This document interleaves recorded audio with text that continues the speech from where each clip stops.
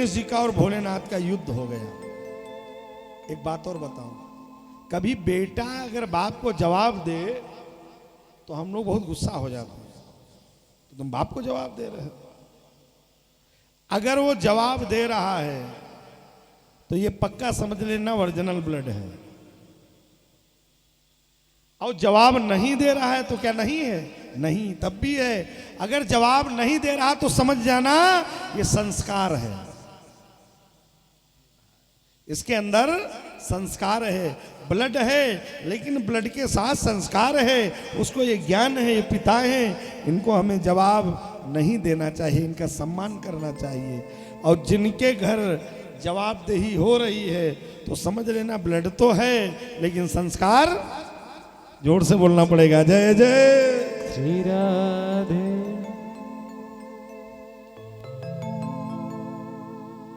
अब तो युद्ध होने लग गया।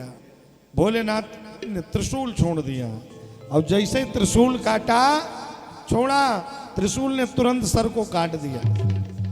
और साधारण व्यक्ति ने काटा नहीं सर, भोलेनाथ ने काटा। वो सर कहां गया? वो सर जाकर के लंका में गिर गया। कि संदल का नहीं, चंदन का नहीं, जो महे के जा के लंका में। वो सर जाकर के लंका में गिर गया। अब मैया बाहर निकली, देखा धर पड़ा गणेश जी। भोलेनाथ ने कहा ये मुझे नहीं अंदर जाने दे रहा था, मैंने काट दिया। बोले मेरा बेटा है, इसे जीवित करो। अब भोलेनाथ चक्कर में पड़ा गया। मैया आवेशित हो गई, और जानते हो चंडी रूप धारण कर लिया मां ने, और क्रोध में आ गई। ओंठ कंपायमान होने लगे, बिजली गरजने लगी, बादल चमकने लगे, चिड़िया आवाज करने लगी, कोयल बोल रही है, हाहाकार मच रहा है।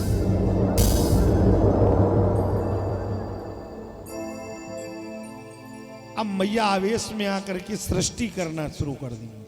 मैया ने सृजन करना शुरू कर दिया।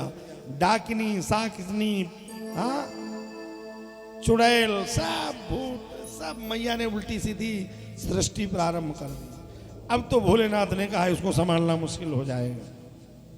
मां नहीं संभल रही हैं। भोलेनाथ ने कहा ठीक है, शांत हो जाओ, मैं तुम्हारे पुत्र को जीवित किए देता हूं। अब सुन लीजिए, अब भोलेनाथ वो सर क्यों नहीं लाए? भोलेनाथ को तो पता था। वो सर इसलिए नहीं लाए कि लंका को रावण को भोलेनाथ ने दान में दे दी, और जो दान में एक बार चीज दे दी जाती है वो दोबारा ली नहीं जाती है। इस कथा से एक ज्ञान और मिलता है। जब आप कभी सीधा लेके जाओ, सीधा समझ रहे हो, आचार्य जी जब आते हैं पूजा पाठ कराने, या कोई हम दान करने जाते हैं, सीधा लेके जाते हैं तो पात्र में रख लेते हैं। दान हमेशा संकल्प करके देना भी चाहिए और संकल्प ही करके लेना चाहिए। इससे दोनों के अंदर कोई विकार नहीं रहता है।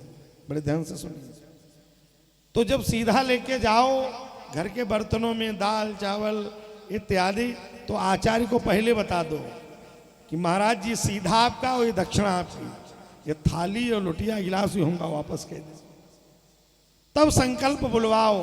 अब नहीं तो उसने संकल्प में पात्र बोल दिया और आप उसको लेके चली गई, पता नहीं, तो आपको दोष लगेगा, पाप लगेगा। तो पहले बता दो क्या हमें देना है। कभी कभी अनायास हो जाती गलती। आचार्य ने भी बोल दिया, आपने भी बोल दिया, वो संकल्प हो गया, आप लेके वापस चलेंगे, प्रसाद रखा ले गए, गड़बड़ा जाएगा ना। तो इसलिए जो संकल्प का दान में आप कर दोगे वो चला ही जाएगा, देना ही पड़ेगा। अब लंका दान में दे दी, उस सर वहीं गिरा। कहा अब क्या करें? तो हाथी का इसलिए सर लगाया कि जिसने अपने बच्चे का मुख देखा न हो, नहीं तो उसका सर काटा जाएगा तो उसे पीड़ा होगी। और मादा स्वयं देख नहीं पाती है, हथनी देख नहीं पाती अपने बच्चे को। जब घूमती है तो देखती है। जैसे ही बच्चा आया उसका सर काट के गणेश को लगा दिया गया। हथनी ने जब देखा तो उनको लगा ऐसे ही मेरी संतान होगी। अब गणेश को जब हाथी का सर लगाया गया तो माता जी ने देखा गणेश जीवित हो गए। गणेश ने कहा मैया ये हमारा कैसा स्वरूप हो गया है, अब हमसे तो ये स्वरूप बर्दाश्त नहीं हो रहे हो है, लोग हमारा अपमान करेंगे। तो कहे तुम चिंता क्यों करते हो। और माता चाहती है तो अपने बच्चे की सारी रिक्वायरमेंट पिता से पूरी करा लेती है। पिता पूरी नहीं करता है, वो माता जबरदस्ती कराती है।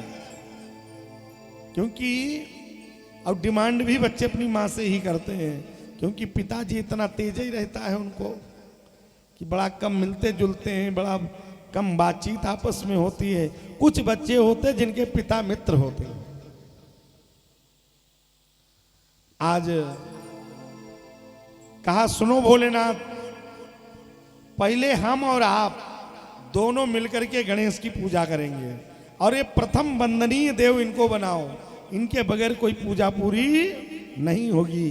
सबसे पहले गणेश जी की पूजा भोलेनाथ ने और माता ने स्वयं की है। और तभी कहते हैं प्रथम पूज्य गणेश जी हैं। एक बात और बताओ, जब गणेश जी भोलेनाथ के पुत्र हैं तो भोलेनाथ का जब विवाह हुआ था सती के साथ, तब भी तो गणेश जी की पूजा हुई थी। तो वो गणेश कौन थे? अब ये कल तुम बताना। अब कल हम नहीं बताएंगे, ध्यान रखना, रिजल्ट 0 सन्नाटा आएगा। कल तुमको खोज के आना ही है वो गणेश कौन थे। बोलो सच्चे दरबार की। आज सब ने मिलकर के गणेश जी को पूजन कियो है, वंदन कियो है। और हम सभी लोग प्रणाम करेंगे, 2 बार गणेश जी के चरणों में वंदन करेंगे और फिर शिव पुराण की कथा में तुरंत विवाह में पहुंचेंगे। और विवाह में ज्यादा समय नहीं लगेगा, विवाह तो आचार्य के हाथ में है। हाँ? आजकल विवाह की स्थिति बड़ी खराब है। विवाह पंडित तो बहुत कम ही कराता है। विवाह में सारा काम में टाइम है। फोटोग्राफर वो अपनी मूवी बना रहा है, दुआर चार खूब चल रहा है, एक से एक तरीके के एल्बम बन रहे हैं, सब व्यवस्था, खाना पीना हो गया। अब लास्ट जब 1-2 लोग बुजुर्ग हैं, भैया बहुरी कराओ, तब लड़के के घर वालों की याद आई, सुबह गए गेस्ट हाउस खाली करना है, 10 बजे दूसरी पार्टी है।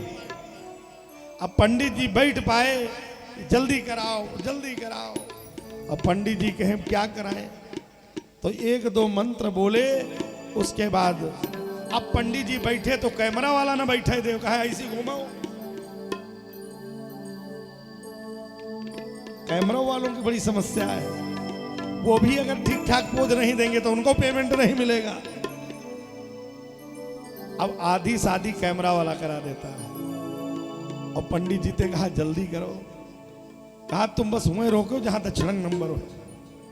अब गले मिलो, पानी पिलाओ, भौरी घुमाओ, अब लाजा होम करो, अब ये करो, बचन सुनाओ, ढेरी बिगाड़ो, सीताराम नाउन कहा गए, नाखुर करे, छुट्टी करो, ले जाओ बाती मिलवाओ। अरे बाती हुआ का पहले ही नहीं बाती मिल पाई।